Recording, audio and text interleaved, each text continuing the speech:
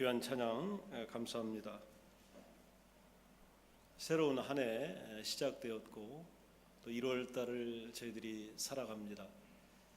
호주에서의 1월 달은 좀 특별하기 때문에 새로운 출발 또 새로운 결단을 하기가 쉽지 않습니다.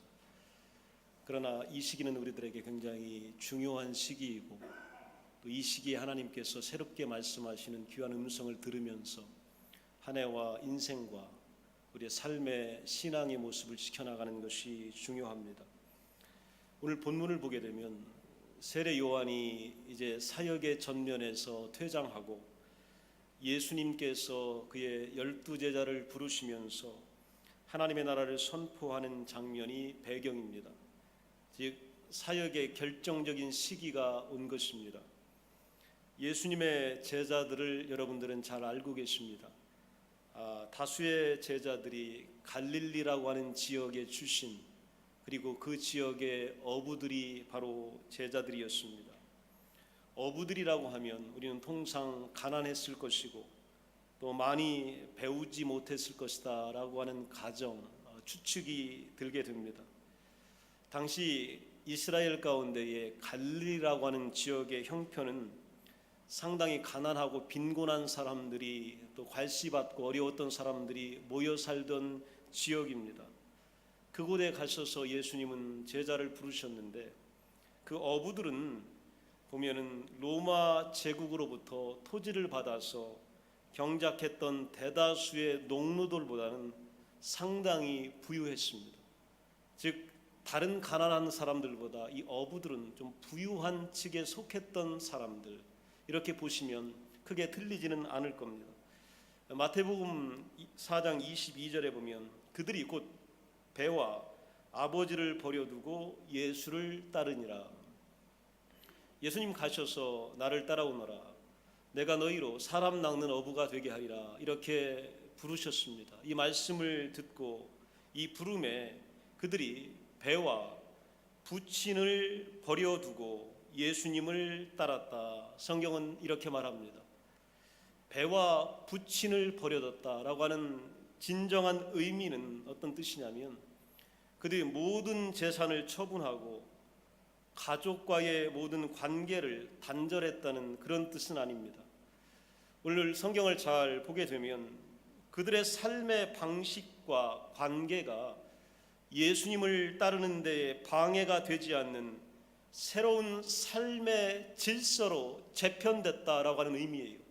이게 바로 배를 버려두고 부친을 버려뒀다라고 하는 것입니다. 즉 인생의 주인이 바뀌었다는 겁니다. 여러분, 우리 일자리 다 소중한 거예요. 기업체 소중하고 근무처 소중합니다. 그리고 우리 직원들 다 소중해요. 마찬가지로 어부에게 있어서 배는 전부예요. 그들의 모든 것입니다. 삶의 모든 것이 압축되어 있는 것이 이 바닷가의 배입니다. 오늘 배를 버려두고 예수님을 따랐다라고 하는 것은요, 그들의 삶의 주인이, 오늘 방향이, 오늘 목표가, 의미와 가치가 바뀌었다는 거예요. 그리고 오늘 예수님을 따라가기 시작합니다. 이때에 4장 17절에 보면 회개하라 천국이 가까웠느니라 라고 하는 말씀이 오늘 많은 사람들에게 전파되기 시작합니다. 회개하라, 굉장히 중요한 의미가 있어요. 세례 요한이 외쳤고 예수 그리스도께서 외쳤던 귀한 말씀의 첫 단어가 회개하라는 의미입니다. 그러면 맨날 회개하는데 회개의 속뜻이 뭐냐? 성경에 보게 되면 회개는 바로 버리는 것과 따르는 것을 의미합니다. 버리는 게 회개고 따라가는 게 회개입니다. 내가 믿고 의지했던 것을 오늘 버릴 수 있는 것, 이게 바로 회개고, 예수님을 삶의 이유와 목적과 동력으로 삼는 것, 이걸 따라가는 것, 이것이 바로 회개입니다. 회개한 백성들에게 새로운 삶의 변화와 능력이 나타나게 되는 겁니다. 버리고 오늘 따라가는 사람들에게 하나님의 은혜가 있는 것이고 하나님의 지도가 있는 것이고 하나님의 축복이 있는 겁니다. 우리 스스로의 신념과 결단으로 이렇게까지 하기가 참 어렵습니다. 때는 목회자가 되고 선교사가 되고 때는 여러분이 신앙생활 잘 하려고 해도요, 내 모든 것 다 버려두고 부친을 버려두고 예수님을 쫓아간다. 이게 내 의지라도 되는 걸까요? 여러분, 내가 하고 싶다고 되는 걸까요? 내가 이렇게 하기를 원한다고 이게 나에게 허락되는 것일까요? 절대 그렇지 못합니다. 이거는요, 먼저 찾아오신 주님의 은혜가 있었기 때문에 가능한 거예요.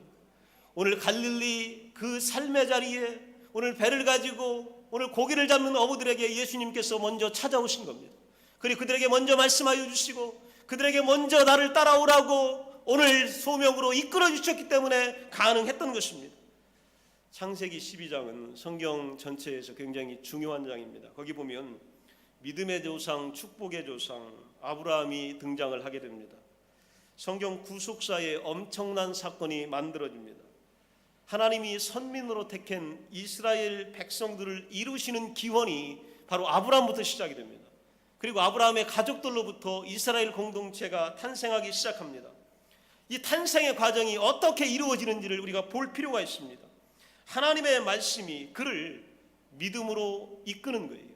창세기 1장 12장 1절 2절에 보게 되면 여호와께서 아브라함에게 이르시되 너는 너의 고향과 친척과 아버지의 집을 떠나 내가 내게 보여줄 땅으로 가라 이렇게 말씀하시고 2절에 보면 내가 너로 큰 민족을 이루고 내게 복을 주어 내 이름을 창대하게 하리니 너는 복이 될지라 이렇게 말씀하십니다. 주님께서 손수 삶의 현장에 찾아가 그 나라 백성을 부르시고 그들의 주인이 되어 주신 겁니다. 아브라함이 믿음이 먼저 좋았기 때문에 순종 잘했기 때문에 하나님 선택하신 게 아니에요. 하나님께서 먼저 찾아오신 겁니다. 먼저 그를 만나 주신 거예요. 하나님이 먼저 그에게 은혜 주신 겁니다. 은혜 주셨더니 그에게 믿음이 생겼고 믿음을 갖게 되니까 순종할 수 있게 된 겁니다. 오늘 예수 그리스도는 우리가 자격이 있기 때문에 우리를 찾아오신 것이 아니라 우리가 죄인 되었을 때에 바라볼 수 없을 때에 연약할 때에 우리가 버려져 있을 때에 아무도 우리를 돕지 않을 때에 하나님 보좌에서 십자가를 통하여 우리에게 내려오신 것입니다. 그것들을 통하여 우리는 은혜를 얻게 되었고 믿음을 갖게 되었고 순종하는 복을 갖게 되었습니다. 그리고 하나님의 사랑을 경험하게 된 것입니다. 이것이 바로 하나님의 위대한 경륜이고 하나님의 섭리이고 하나님의 경이로움입니다. 예수님은 이 말씀의 가르침과 또 고쳐주심을 통하여 하나님 나라를 이렇게 전파하셨습니다.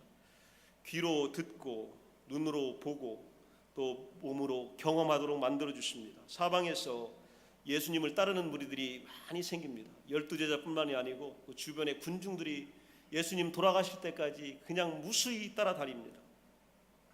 마태 이 복음에서 마태는요 제자와 무리를 구분합니다. 따라다니는 가운데에 일부는 제자고 일부는 군중이고 무리다 이렇게 구분을 합니다. 제자를 구분하는데 여러분 제자의 진위 여부가 어떻게 판가름 날까요? 진짜 제자와 가짜 제자를 어떻게 구별해낼까요? 그건 바로 예수님이 처음에 말씀하신 겁니다. 회개입니다. 제자는 모든 것을 버려두고 따릅니다. 그러나 무리들과 군중들은 버리지 못하고 버리지 않고 따라가는 거예요. 그냥 그대로 뭔가 다른 것을 더 기대하며 또 내가 원했던 것을 좀 더 충족시키기를 오늘 소원하며 따르는 거예요. 이게 바로 무리들입니다. 인생의 주인을 바꾸지 않은 채 예수 그리스도를 나의 전부로 삼지 않은 채 반 정도 삼고 3분의 1 정도 참고 복의 어느 정도의 근원이 되는 것으로 인정해 가면서 따라가는 사람들, 이런 사람들이 바로 무리들입니다. 예수님이 모든 것을 버려두고 따를 만큼 경외의 대상은 아닙니다.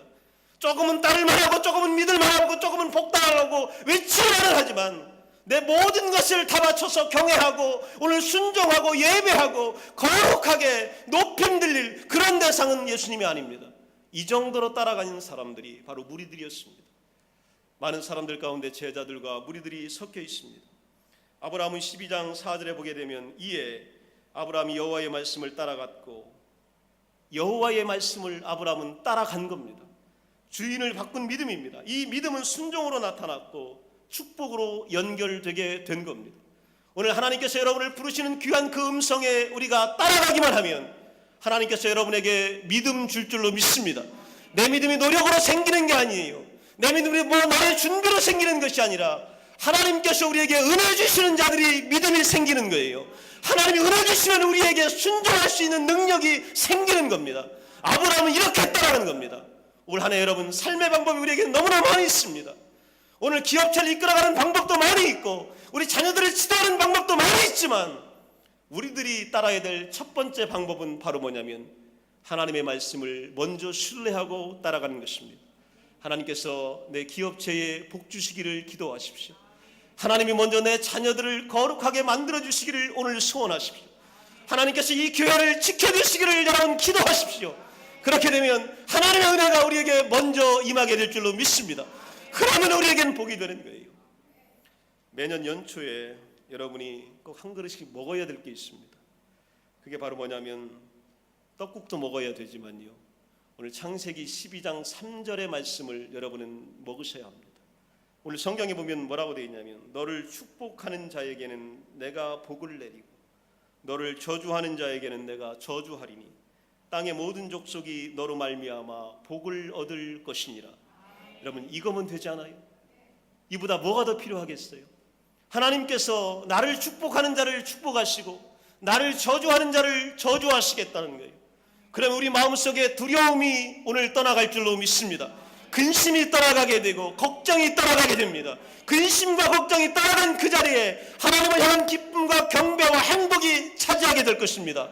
그럼 우리 삶이 변화되게 될 것이고 놀라운 은혜가 구체적으로 우리에게 열리게 될 것입니다. 바로 이런 제자들, 아브라함 같은 백성들에게 어떻게 살아가야 될지를 예수님이 알려주신 거예요. 오늘 본문이요. 구체적으로 입을 열어 5장 2절에 보면 가르쳐 이르시되, 입을 열어서 오늘 그 무리들에게 가르쳐 이르시되 뭘 가르쳐 주셨냐면 하나님 나라를 소유한 백성들에게 주시는 복이 있는데 이 복이 8가지가 있다 이겁니다. 이 복을 받으라는 거예요. 이 8가지 복을 받아야 되는데 복 있는 사람, 복 받을 사람이 누군지를 알려주시는 겁니다. 기독교는요, 단순히 기복 종교는 아닙니다. 복만 맨날 쫓아다니고 복 받으려고 맨날 그 얘기만 하는 게 아니고요, 복의 내용이 중요해요. 어떤 복이냐, 누가 주시는 거냐, 그 그릇에 무엇이 담겨져 있느냐, 그 복의 결과가 하나님과 어떻게 연결되며 하나님 나라의 영광과 어떻게 오늘도 매치되느냐, 이것이 굉장히 중요합니다. 그러면서 8가지 복을 3가지로 요약해서 우리에게 말씀하신 거예요. 3가지가 뭐냐? 관계 잘 맺으라는 겁니다. 관계 잘 맺으면 우리에게 복이 있다는 거예요. 첫 번째는 하나님과의 관계입니다. 예수님은 마음의 가난이 우리에게 복이라고 그렇게 말씀하셨어요. 오늘 5장 3절에 보면 심령이 가난한 자는 복이 있다 이렇게 하십니다. 심령의 가난, 우리 마음이 가난하면요 애통으로 이어집니다. 통회함으로 이어지고 가슴 아픔으로 이어지게 됩니다. 자격 없는 나에게 오늘 베푸신 과분한 은혜 때문에요 내 심령이 오늘 어쩔 줄 몰라 합니다. 그 절절한 눈물 속에서 그분의 처분을 겸손히 기다리는 온유한 자로 거듭나게 됩니다. 온유한 지혜가 심령이 가난한 자들에게 나타나게 됩니다. 온유한 지혜를 꺾을 수 있는 것은 이 땅에 아무것도 없습니다. 하나님의 귀한 명철함과 창조적인 능력이 오늘 심령이 가난한 자, 하나님 때문에 아파하고 하나님 때문에 울고 웃는 자들에게 나타나게 되는 겁니다. 그들 안에는 이 세상의 어떤 것으로 채울 수 없는 하나님과의 관계와 뜻에 대한 갈망과 열망이 있습니다. 하나님 한 분 외에는 그 누구도 그 무엇도 내 영혼을 만족시킬 수 없다는 절박함으로 그분의 위로를 구합니다. 다른 사람 가지고는 안 되고 다른 것 가지고는 내 마음이 안 됩니다. 당신이 나에게 말씀하시든지, 당신이 만져주든지, 당신이 채워주든지, 당신이 해결해주든지, 당신이 친구가 되어주든지, 당신이 내게를 보여주든지, 당신이 내 앞에서 계획을 노출시켜주든지 당신이어야 합니다. 당신 한 분, 이게 바로 하나님과의 관계입니다. 이 관계 잘 맞으면 나머지는 자동적으로 해결됩니다. 시편 42편 1절 2절에 보면 하나님이여 사슴이 시냇물을 찾기에 갈급함같이 내 영혼이 주를 찾기에 갈급합니다. 2절에 보면 내 영혼이 하나님 곧 살아계신 하나님을 갈망하나니 내가 어느 때에 나아가서 하나님의 얼굴을 배울까. 오늘 이 사람이요 사슴이 시냇물을 찾아 갈망하듯이 하나님만 찾고 있는 거예요. 언제쯤 당신을 뵐 수 있습니까? 언제 당신의 얼굴을 만날 수 있습니까? 오늘 그렇게 사모하며 성전에 나가는 겁니다. 이 마음, 이 하나님과의 관계, 이게 축복의 근원이라는 얘기입니다. 두 번째는요, 사람들과의 관계입니다. 마음이 가난해지고 의에 대하여 갈망하면 우리 사람들과의 관계에도 성숙한 변화가 나타나요. 하나님 통해서 속이 채워진 사람들은요, 오늘 여기 보듯이 신앙의 인격이 달라집니다. 뭔가 달라요. 그 인격에서 뭔가 향기가 나요. 그 인격에서 뭔가 성숙함이 피어오르게 됩니다. 하나님께 채움받은 사람은 다른 사람을 긍휼히 여기고 두 마음을 품지 않은 채 사심없이 진실하게 그렇게 대하게 됩니다. 하나님과 화평을 이루었기에 세상에서 화평을 도모하는 일에 힘쓰게 되는 거예요. 하나님과 문제가 해결된 사람들은 사람들과의 문제도 자동으로 해결됩니다. 오늘 여러분 혹시 갈등하십니까? 오늘 마음에 온갖 부담감 있으십니까? 하나님과 먼저 문제를 해결하십시오. 그러면 사람과의 관계도 긍휼함과 화평함으로 해결될 줄로 믿습니다. 세 번째는 무슨 관계냐면 이 세상과의 관계입니다. 성도는 세상이 미워하고 또 거절한 예수님을 믿고 따르기 때문에 핍박이 따라요. 세상이 예수님을 얼마나 미워했는지 몰라요. 얼마나 미워했으면 세상이 예수님을 죽였어요. 그런데 우리는 예수님이 좋다는 거예요. 예수님이 따라가요. 그리고 예수님만을 주님으로 섬겨요. 그러면 세상이 우리를 생각할 때 미운 거예요. 그들이 그토록 미워했던 예수님을 따르는 존재들이 미웠기 마련이에요. 이거 당연한 거 아니겠습니까? 세상과 우리의 관계는 이러한 긴장감이 이미 형성되어져 있는 거예요. 예수님을 따르기 시작한 그때부터 세상은 우리를 극도로 미워하고 우리에 대하여서 오늘도 적기를 품고 있는 것이 바로 세상입니다. 그리스도께 속한 제자들이 이럴 때에 어떻게 해야 되느냐? 성경 5장 12절에 보면 기뻐하고 즐거워해라. 핍박의 양상은 다르겠지만 삶의 어려움은 다양하게 우리에게 나타나겠지만 그래도 우리는 기뻐해야 합니다. 왜냐하면 세상은 우리를 자꾸 병들게 하고 우리를 망하게 하고 우리를 분리시키고 우리의 마음을 닫게 합니다. 그러나 하나님께서 우리에게 오시게 되면 여러분의 모든 문제 가운데서 기뻐함과 즐거움이 일어나게 될 줄로 믿습니다. 세상은 우리를 병들게 하지만 하나님은 우리를 치료하십니다. 세상은 우리의 마음을 서운하게 하지만 하나님은 우리의 마음을 풀어주셔요. 위로하게 해주십니다. 세상이 우리를 단절시키고 우리를 허무하게 만들지만 하나님은 우리에게 의미를 주시고 살 수 있도록 만들어주십니다. 이것이 바로 하나님의 놀라운 역사입니다. 우리는 세상에 순응하거나 적응하기 위해서가 아니라 세상을 변화시키기 위하여 부름받은 존재입니다. 자, 결론입니다. 여러분, 어떻게 우리가 이 세상을 변화시키며 살 것이냐? 엄청난 주제 같아요. 어려운 문제 같습니다. 그런데 성경은 몇 절로 우리에게 대답해 줍니다. 예수님이 뭐라고 말씀하셨냐면 소금처럼 빛처럼 그렇게 살라는 거예요. 13절에 보면 너희는 세상의 소금이라, 14절에 보면 너희는 세상의 빛이라. 세상에서 이 땅에서 그렇게 살라는 겁니다. 소금이요, 뭐 하는 거냐면 맛이 짜잖아요. 짜다는 얘기는 부패를 방지한다는 얘기입니다. 부패를 방지하기 위하여 소금이 어떻게 되냐면 소금은요, 흩어지고 뿌려지고 부서집니다. 음식에 들어간 소금이 그대로 있다, 여러분, 안 되는 일이에요. 국에 들어간 소금이 내 눈에 보인다, 여러분, 안 되는 일이에요. 이게 안 보여야 되는 거예요. 그리고 녹아져야 되는 거예요. 그리고 이게 뿌려져야 되는 겁니다. 있는 듯이 없는 듯이. 그런데 그걸 먹으면 맛이 나야 되는 거예요. 그걸 먹으면 달라지는 거예요. 그래서 우리 보고 예수님께서 하신 말씀이 바로 뭐냐면 오늘 흩어지고 뿌려져서 보이지 않게 살으라는 거예요. 오늘 보이지 않도록 살아라. 그러면 우리에게 유익이 되는 삶과 필요한 존재가 되어서 세상에서 오늘 유용하고 필수적인 존재가 될 것이다. 여러분, 우리 그리스도인들은 그런 삶을 살아야 합니다. 세상에서 보여지지 않되 필요한 존재, 그것을 통하여서 무언가 결정되는 위대한 존재, 이것이 소금처럼 사는 겁니다. 또 한 가지는요, 빛처럼 살라는 거예요. 빛이 되라는 겁니다. 15절에 보면 빛은요, 비추는 데 있어요. 빛이 있다. 코로 빛을 맡아보는 사람이 있나요? 아니면 빛이 있는 걸 귀로 듣는 사람이 있나요? 빛은 눈으로 봐야 되는 겁니다. 빛은 듣는 것이 아니라 보는 겁니다. 빛처럼 살아라. 세상에 빛이 되라는 얘기는요, 세상 사람들이 우리를 볼 수 있도록 행동하라는 겁니다. 우리를 다 보고 있다는 거예요. 보여지기 때문에 그렇게 볼 수 있도록 행동하라는 겁니다. 그래서 16절에 보면 이 행동이 어떤 것이냐? 성경은 하늘에 계신 아버지께 영광을 돌리게 하라. 오늘 착한 행동, 좋은 행동을 통하여 세상 사람들이 이것을 보게 되면 이 영광이 하나님께 올라가는 것이고 이 능력이 하나님께로부터 왔음을 그들이 인정하게 될 것이다, 이렇게 말하는 겁니다. 즉 보여지게 살라는 거예요. 사람들이 볼 수 있도록 살으라고 또 말씀하여 줍니다. 하나님께서, 예수 그리스도께서 이렇게 하고 계신 거, 세상 사람들이 인정하게 만드는 거, 이게 바로 복된 성도의 삶의 내용입니다. 하나님의 은혜와 복을 나타내는 여러분 꼭 되시길 바랍니다. 빛이요 그대로 빛나는 것이 아니라, 지난주에 말씀드렸지, 빛이 먼저 창조되고 그 다음에 광명체와 발광체가 창조됩니다. 이 해와 달과 별을 통하여 빛이 무언가를, 지구를 통하여, 생명체를 통하여 알게 되는 거예요.